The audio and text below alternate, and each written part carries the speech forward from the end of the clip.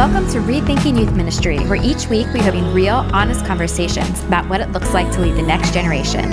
I'm Sarah, and today I'm thrilled to be joined by Crystal Chiang. Hey there. Tom Shefchunas. Hey, everybody. And Josh Lamm. Hola. And we are super excited to have Josh here with us today. It's his first time on the podcast, and I would love it, Josh, if you just took a few minutes to tell us a little bit about your role and what you do. Yeah, I work for Orange, and I help out with our live events in crafting them from basically the idea to execution. And then I help carry my boss's bags when he travels. So what are some of the live events you've had a hand in? I get to help out with the creative team of Orange Conference. Okay. So we plan out all the sessions. That sounds fun. It's a lot of fun. Yeah, it is. We played giant cornhole last year. And then some of our, I guess, more intimate events that are a little bit smaller. We host a couple at our offices in Georgia. And and I was also a part of the team that helped start high school camp. Which is why he's with us today. That's right. And you are currently the director of high school camp. Yes, So that there's is also that as true. well. Well, that's why he's here, because the question we are asking today is student camp worth it? And we're talking about weekend camps and DNOWs and summer camps, because every student leader or youth leader knows how much work goes into making these happen. And I think everyone has asked at some point or another, is it worth it to keep doing it?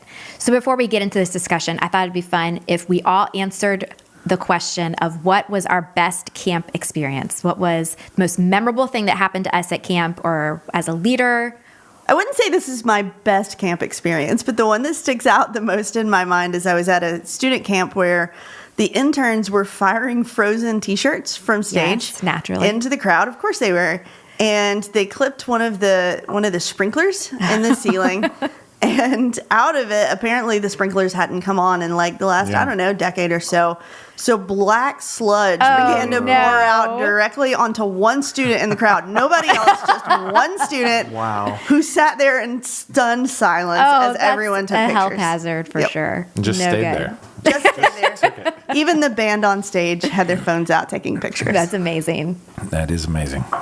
I've had some pretty good ones from having to put out fires on stage. Like actual literal fires? Actual literal fires. To replacing a kick pedal on a kick drum while the drummer used the low tom as the kick drum during the worship set. But the one that tops it all was when I was in high school, our youth pastor decided that to embrace the true meaning of the theme, which was Go Big Weekend, he was going to have someone bring in their dirt bike for him to drive through the building. And he got really excited, felt the heat of the moment, decided to pop a wheelie, and he ended up just completely tipping backwards and trying to keep control of it. And he ended up turning right because he was going to go through a giant stained glass window. Knocked out the almost took out two volunteers, knocked out the entire table of the band's CDs, and then ran the motorcycle into the wall. And he tore his ACL. So many good memories. It's never a good camp experience. He tore his ACL. He was, let's just say we had the associate youth pastor took over for the weekend. Yeah. Perfect. I'm sure he was well prepared. I have so many memories. We had a life flight, my last camp, before I came on staff here. That was fun. It wasn't a bad thing. It was like this overzealous ambulance guy who said, we just have to call a life flight because the kid... Anyway, it was super memorable. That was fun. I think it was that same camp I ran through. I was on stage as a redneck ninja, and my co-host, as I came through the curtain clearing the stage, was falling down the stairs backstage. And landed, and I just remember him looking up over his cowboy boots and just giving me the thumbs up, like, keep going. You gotta keep it. I mean, but the show must go on. Oh, he hit hard. But probably the biggest one was when we broke through the floor into the basement when we were dancing as a group. Wow. Dancing at camp. Well, I mean, the kids were jumping. So every time the worship leader just get the kids to jump together, I'm like, please, Anyway. So all good Man. stuff. That's amazing.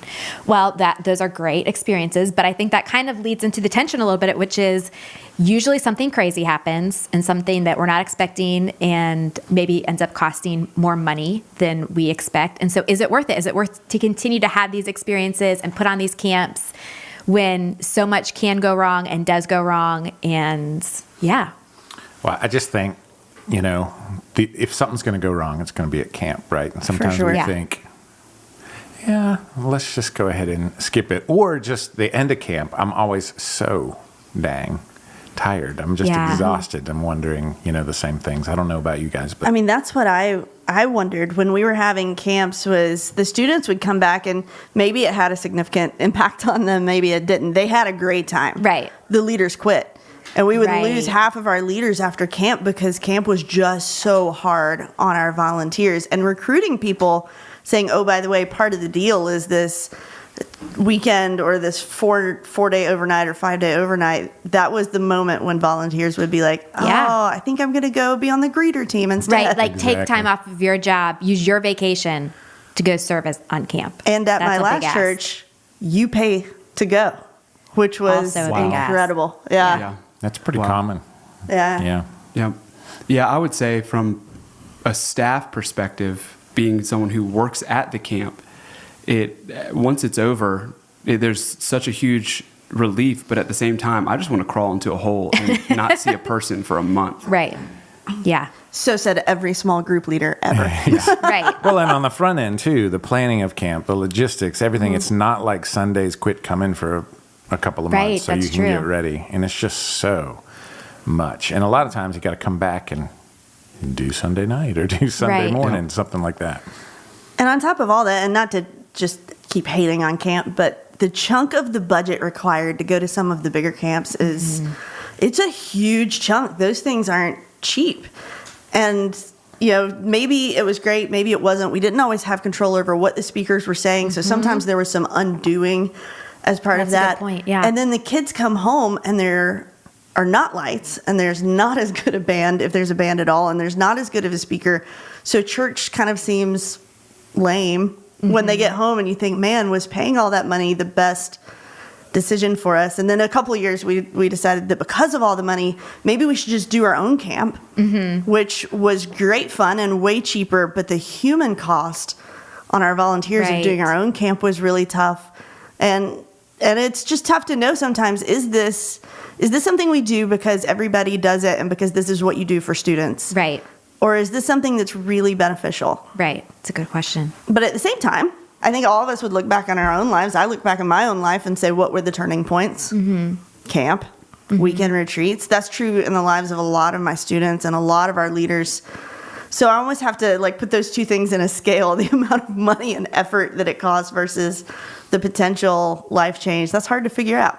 And if you're at a bigger church, it seems like if you're the youth leader, you don't necessarily know that it's a turning point for these individuals. A small group leader might know, but you're still dealing with the logistical side of things that you're like, is it worth it? I'm not hearing these stories of people who are coming back. So it can feel like you're disconnected in that way. For sure. So would you say there are any other tensions that you guys feel when it comes to whether you should have a student camp or not? Yeah, I think liability is a Yes. huge one. Basically, you say, okay, let's find a room and let's find a bunch of irresponsible people. That's middle schoolers, high schoolers, and just adults trying to have fun. And it's huge liability. Underdeveloped frontal lobes. And a lot Yeah. of times here in the South, we say, let's throw an ocean in the mix and see what happens. Yeah. And then you have the peanut allergies and the gluten intolerances, and you're trying And the to... snow skiing injuries. Oh, skiing. Yeah, that's a bad one. That's good. Yeah, that's trips. good. Oh, ski trips. That's a whole Are set. tough. That's a whole episode. separate I totally category. forgot about ski trips. You go to a ski trip and you still have the access to a ski ramp. Right. Like they have terrain parks and all these things. Like that's such a terrible idea. We can't play Chubby Bunny anymore, but we can go on ski trips. Right. Yeah, if you give me something that moves quickly under my feet and a ramp, I'm going to try a backflip. That's just how it works. You were the kid we all worried about. That's right. Yes. Maybe one of the other things that I think always gave me pause about camp is, of course, life change is the best part, right? But we all talk to our students about the Mountaintop Experience versus what comes after. And we all know there's a lull, that the experience changes. And how long does that last for most kids? For some, it's lifelong change. Right. But for a lot, it isn't. And I have a good friend who is a collegiate minister who told me that the time in the year where she blocks off the most amount of time for counseling is right after one of the large collegiate conferences in our country, because that's the time when most of her students experience depression, anxiety, and question their relationship with God. Wow. Is right after the college version of camp. Yeah. And I'm not saying we're doing more harm than good by having camp. Obviously, I'm a big fan of what you do, Josh, with high school camp and what we do at our church with our students. But it does make me wonder sometimes, how do we make this a more effective experience? Well, you almost have to be counseling in a way your students to separate the real change from the emotional kind of letdown that comes after that kind of an experience. Yeah, and I think it's a good you can distinguish between a great camp and just a fun camp. I mean, if someone's just trying to create a great experience, that's tough to do. What the great camps have great content attached to a great experience, and that's the content's what you remember because of the experience. I mean, all the truths you can say where you were and who you were with. Like the big, that's the thing. Like at our old church, we did baptism videos, and it's at boot camp, at Frequency, at Walk-In Wisely weekend. I made the decision to follow Jesus, or I decided to get baptized, or I was talking to my small group leader, and and every picture they show on that baptism video is at camp as a group, something like that. So, and those get me every time, despite all of the challenges. When a kid talks about their story, it gets me every time. Yeah. I think that it's one of the things that we don't think about enough, but is one of the huge pieces of camp, is that there is such a huge responsibility to be taken with that experience and what can happen in the life of a student during that moment in time. And then to say, okay, we created an environment where this happened. What's next? That's I feel like we fall short there a lot.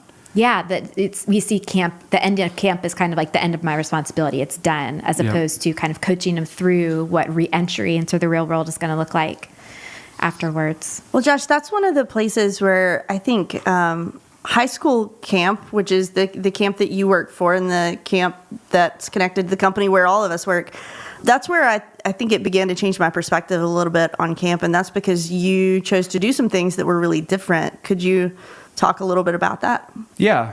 One of the things that is at the core of our thinking and our I guess philosophy is that camp really is there to connect the student with an adult who is going to walk with them for a season of time. And if we're not leveraging that, then those questions that you were talking about, they linger and cause a lot of self-doubt. And when you have someone who can walk through that with you, it completely changes the experience. Right. Because it seems typically the point is the event, is to make it a fun event. But once you've elevated the role of the relationship, then you've got things that are on equal planes, and you can have an easier time helping these students go back into the real world. What are some of the things that you guys intentionally talked about when you started planning high school camp? How did that look? How did that play out in your scheduling, in your programming, elevating the relationship with a small group leader? We've made the bullseye. We're going to make the small group leader the hero of the event. And that's not easy. You have to compromise in some ways within the experience in order to do that. And like Chef was saying earlier, the experience is what draws people. You have the lights, you have the band, you have the fun games, the crazy stuff that happens that make these memorable moments. And that there is an expectation for that. There's still that expectation. You have to meet that expectation. But it's how you take those elements and then wrap them in a framework that connects right back to that small group leader and that hero. So everything that we did, every time we would sit down and we would meet, the first thing we would think is, how does this communicate to small group? And in a lot of ways, too, with our content, when we're working on content for the summer, we say, okay, what are the small group questions that are going to happen? And then working back from that small group question, we frame the talk. Right. Because it's what are the things that we want happening within the group for those students and the small group leader to all be wrestling with together and talking through, like what is that, and then let's connect everything back to that. Well, and you make a great point, because you've got these students for several days. You really can talk about things that don't need to be wrapped up in 30 minutes small group time on a Sunday night or a Wednesday night. You can talk about these bigger issues, and you're going to be able to really process that over several days, and it allows you to have more time. There was really dig in. Hey, can I stop on the making the small group? One of the things you do, and then I want to get back to this point because this is really good stuff, and one of the unique things that Sundays can't do, right? But one of the things you do, and nobody ever thinks how hard this is, but you do such a great job with it, is you use multiple communicators, and then you bring in great communicators who have, their own talks. And one of the things that you do is you get them to land in these places to set small group leaders up for success. But the multiple communicators and, personalities moving out on stage make the only consistent personality a kid's going to attach to at camp the small group leader. That's a great point. And so to think strategically like that, I know we always used to do that at boot camp, is we always had a different communicator every session because we wanted the small group leader to be the consistent thing. And Josh does that so great with, great communicators. It was pretty easy with us as a staff because we were all like, oh, really? You want me to do the talk? But with Josh, who's, working with professionals, I just think every time I see it, I think, dang, that is so much more work than anybody really even realizes. And even to piggyback off of that, we held so tightly to that philosophy of elevating the small group leader that we wanted to make sure that the communicators, while they are unreal professional communicators, that they also held that as a high value, right? And that they're not the hero, the star of the show. Yeah. We and that again, it makes it hard. It makes it so much harder to market and to sell people on the idea of the camp experience you're putting on when you don't have that flashy big name showing up. Right. But the people that we have showing up are people who 100% believe that the best way that this camp experience can change the life of a student is for them to communicate in a way that reinforces the role of the small group leader. One of our worst camps, we brought in a big flashy communicator, and he just would not switch his, approach. And our approach is not a full message. Our approach is you set up attention, handle the biblical truth really well, and set the small group leader up for a great conversation. And so he just did not and would not do it. And we were like, we're just going to save the money in the future, Bye. Yeah. To the point of the tension, one of the things I've seen done at a camp that was one of the most riskiest, but one of the most incredible things done was one night the communicator was doing a sex talk, and he decided to give the talk on why it was okay, like give every reason of why it was okay to have sex before marriage.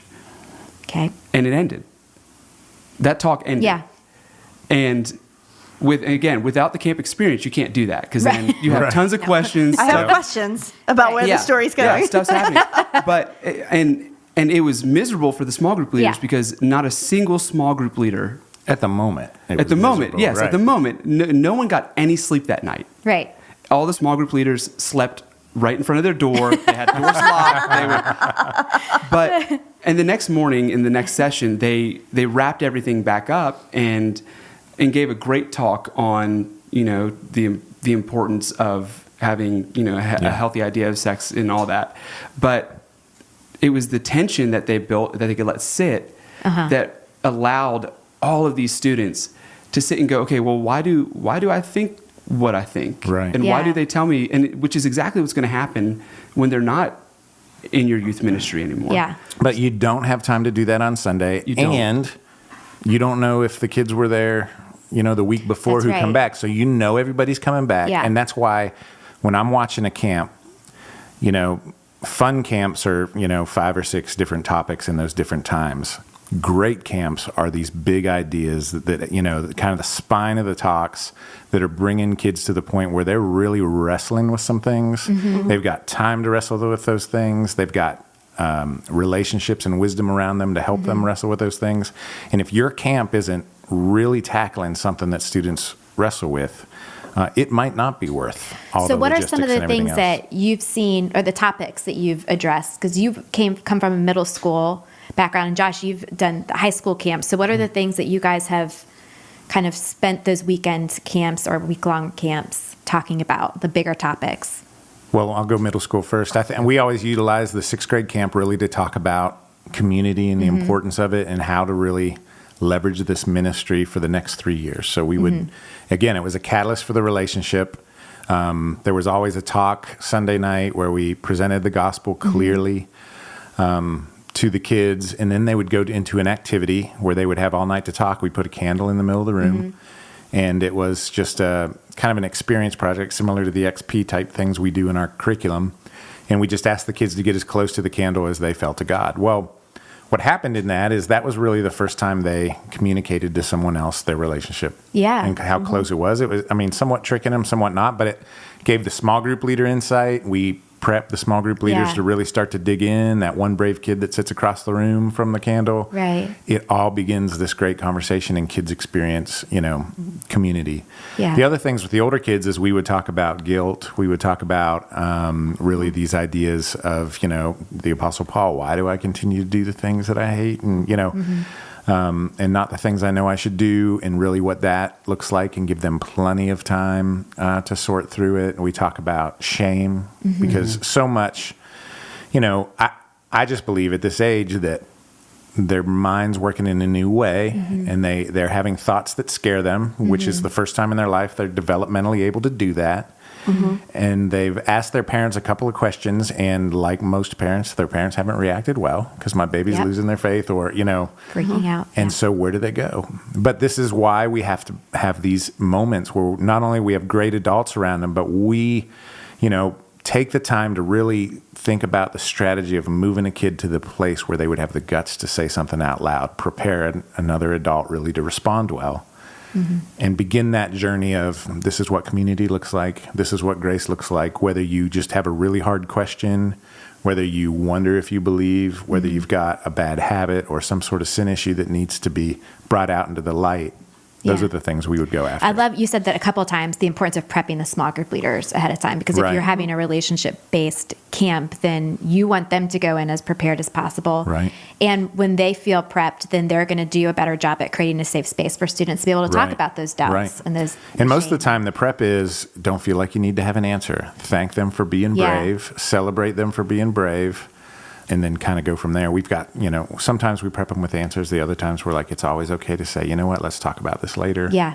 Not even so much with answers even, but just giving them an idea of what's coming next and what to be prepared for. They're definitely not a group of people that you want to surprise with what's happening at camp. So it's something that is hugely powerful, and it is so simple to do, is even letting them know when the gospel presentation is going to happen in the camp. Such a big deal. And how it's going to happen. Like, are we going to raise hands? Are we going to stand? Or, all of that. And giving them the ability then to prepare themselves and get ready to walk through that. Yeah. Yeah. So even a really practical way to do that is, for us, we do a leader meeting at the very beginning of the week. And right after registration opens, it is the first thing that we do. And we ask all of the leaders to come into the room, and we just talk to them about the week and what the content for the week is going to look like, where we're going. We try to whittle the week down to, a couple of things that we want every single student to walk away with. And that's the space where we communicate that to them. And then it's also where we communicate about the night that we're going to give the gospel presentation and how that will happen. And we put in their hands also how a guide that it's actually a really great guide that Orange has put together for how to have the conversation with a student. That way they feel prepared in a way that they can walk through this confidently and be the small group leader role. It's exactly what they're there for, to help navigate through questions. And if we can answer them for them, yes. Right. I think one of my favorite things that we would do at my old church it was my favorite scene every year, is at our Disciple Now weekend. We called it Walking Wisely. In this moment, we'd have all the leaders stand while the kids were on the floor. And just as a communicator, it was hard. to keep it together, to see all these adults standing over their kids. And then we would say, if you just prayed that prayer, or, it's really important to talk about this in your production meetings, and that everybody understands how this is going to go down. But we say, I want you to look up and make eye contact with your leader until they give you a nod that they've seen them. And so every kid we know is going to have a conversation. The kid expects it. The leader expects it. That's awesome. And we've prepped them for it. And I'm telling you what, it's a powerful moment. And it's not just a moment. That's kind of the point of that. This is the beginning of an ongoing conversation. Yeah, I want to go back to something Josh mentioned, because it was so helpful for me as a small group leader, is this salvation conversation guide. Particularly if you're a new leader, knowing how to lead a kid to Christ, it's such an important conversation. You don't want to get that wrong. And our church gave us sort of a guide to walk through, and last year camp was a big moment for the girls in my small group. In fact, they gave us a heads up in a production meeting that kids who had made a decision were going to be asked to walk out the back doors. There were 2 back doors in the room, which meant that my co-leader and we would separate and each catch a door to catch our kids going out the door, which was a beautiful moment. My co-leader, this was her first time ever doing that. Right. And I wasn't with her because I was at another door. And so she said, well, what do I say? What do I do? And I said, I have this thing. I have this guide. Yeah. Perfect. And so I want to make sure, if it's all okay with all of you, that we give that away to our listeners as part of this conversation. Awesome. I think that could be helpful for every small group leader. We'll put that in the show notes, Crystal. I love that idea. Something else, just to switch gears a little bit, that Josh, I noticed happens at high school camp that I've never seen happen at any other camp, and that's leader training. And the leaders, especially in the early years of me going as a small group leader to camp, I was most likely to quit the day after camp. That's what was going to happen, and a lot of our leaders did. And our small group leaders at high school camp leave ready to recruit other leaders. And I think a lot of that has to do with some things that you've put in place. Could you talk a little bit about what those are? Yeah, I think for so long we've put so much focus on the show. We're gonna put a bunch of people in a room, and we're gonna entertain, and we're gonna have a good time, and that's awesome. And that is like even for us just to say, okay, we want to create a cool space where then we can connect students with a leader. That's great, but we're still selling the experience short at that point, because we're only focusing on half the room. And while it is the majority of the room, the students, and the majority of the focus of the camp experience, you're leaving the leaders out. And they're still not, you're not elevating them as the hero. So we just tried to think through what are ways that we can make this a huge win for them. Because, like we said earlier, a lot of these people are taking time off from work. They're taking vacation hours. They, in some circumstances, have to pay for it themselves. How can we make this worth it for them? And that's when we created leader training. So it is a terrible headache to try to figure out how to do. And we wrestle with it every year, honestly. We really wrestle. Is this worth it? Is this worth it? And we keep coming back to yes, because it carves out a chunk of time that would be better used for something else. You could argue it gets difficult to try and schedule out your day, but we take an hour every day, and usually it's the founder of Orange, Reggie Joyner, for us, who stands up at the front and just pours into these leaders every single year, and once a day in the morning. And it's been a huge win for us. And I think it prepares them again for the conversations. It re-energizes them. It gets them really excited about what they're engaging in. And for us, it gives us immediate feedback on what's happening. And we like to use that as a little bit of a lab. And because, at the end of the day, we're not experts. Right. They're the people who have their boots on the ground week in and week out, experiencing life with these students. So we try to lean into them as much as we possibly can to glean any information we can. So it's great to start conversations with them, and I feel like we learn way more than we could ever possibly try to impart on them. Well, it seems like it's reciprocal, because they're in the trenches, and so you guys have the opportunity to really vision cast to them that they're, it's easy to lose sight of the forest for the trees because they're in it all the time. So for you guys to be able to cast that big picture vision, but then also for them to be able to tell you what's working and what's not, that's really helpful. It gives them a sense of ownership too. Yeah. You let them, it's not again, we're not doing this camp in any stretch to make any of our names big at all. Like none of us have any intention of that. But if we can just give them more ownership into the camp and let them know that they play such a huge role, not only in the lives of students, but in the life of the camp, it pays off huge. A couple years back, I did I used to call them simulations with my team. It was just different ways to figure out what's most important to our teams or what do they think works. And it was this just simulation in where I just said, okay, let's pretend there's some sort of major national event.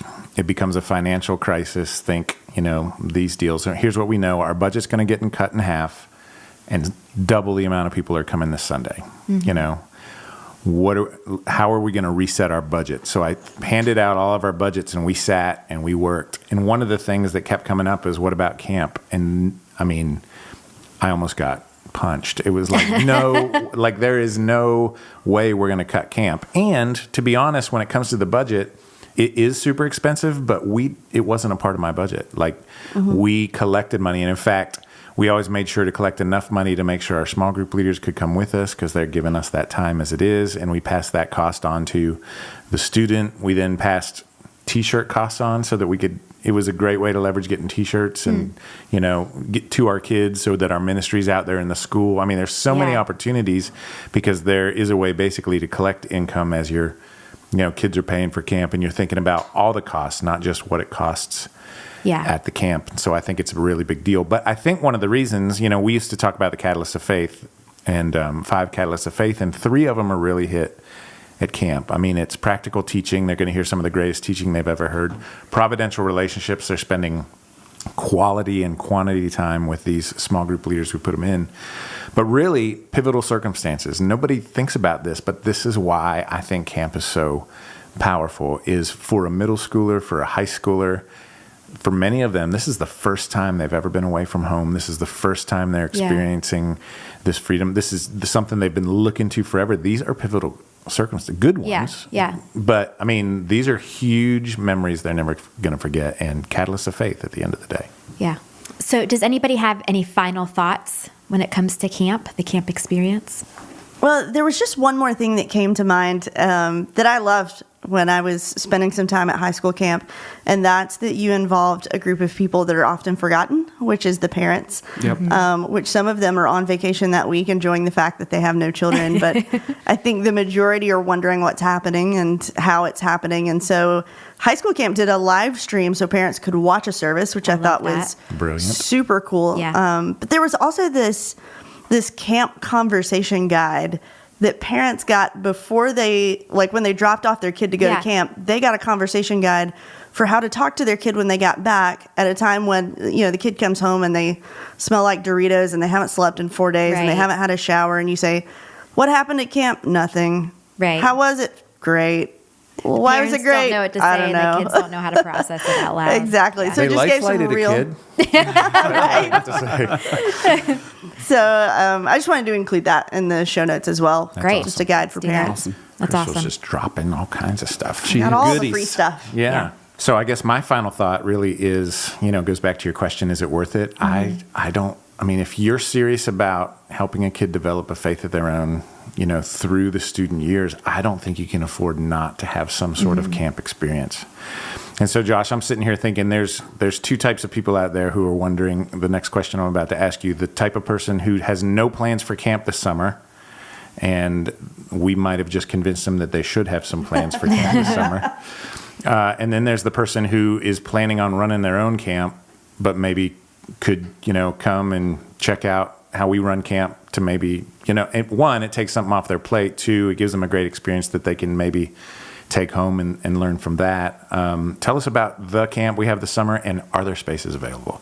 Yeah, we always make room to the point where we moved all of our staff off site, and they are all actually every morning they get up crazy early in the morning and they drive in to camp so that we can make more room. That's crazy. I'm sure they appreciated that. Yeah, well, yeah. I didn't mind it. Yeah, not for the reason. Yeah, that's awesome. There were a few cabins that had pool tables and jacuzzis and fun things like that. So it worked out. It worked out. It definitely worked out. But I think as a youth leader, you need to be leveraging these catalysts of faith. And all we want to do is come beside you and elevate you to your group of students, and help your volunteers. you, to your volunteers, help you win. We know how difficult it is to be thinking about the fact that Sunday is coming every single week. And if we can take some of that off your plate and we can help create an environment where your students are going to be safe, they're going to have a lot of fun. There's going to be crazy stuff that happens, and it provides you a chance to pour into your leaders and a chance for your leaders to show up in the lives of these kids. I mean, that's what it's about, right? You know, one of the really cool things that happens, I think, is in that leader training. You know, these student pastors are sitting there with their small group leaders, and it really feels like this is your team. Not that they come and volunteer for a ministry, but that you're the leader of this group, and you're sitting there with them learning and trying to figure out how you as a group are going to do ministry better. Yeah. And it's such a cool culture change. You know, that's a great point. One of my favorite things over the years of high school camp to watch has been the churches that would show up and say, do I have to meet the 10-to-1 ratio with my chaperones? And they would always say chaperones the first year. And then the next year they would say my small group leaders. Yeah. Because those chaperones stayed in the life of the kid for a year. Because they fell in love with the kids, Which, by the way, like if you're thinking about starting a small groups ministry, that may not be a bad way to do it. Than to start with a camp. I'm telling you, are absolutely right. That is brilliant. That's good. I have really loved this conversation because the truth is camp takes a lot of work, but we can't afford not to do it. So thanks for joining us this afternoon, you guys. If you enjoyed today's episode, we'd love for you to subscribe to the podcast. And while you're there, we would love for you to leave us a review. Let us know how we're doing and what we can do to make this podcast better. And finally, if you want to dive deeper into what we talked about today, check out our show notes, visit our website, rethinkingym.org. Until next time, I'm Sarah. I'm Chef. I'm Crystal. I'm Josh. And thanks for listening.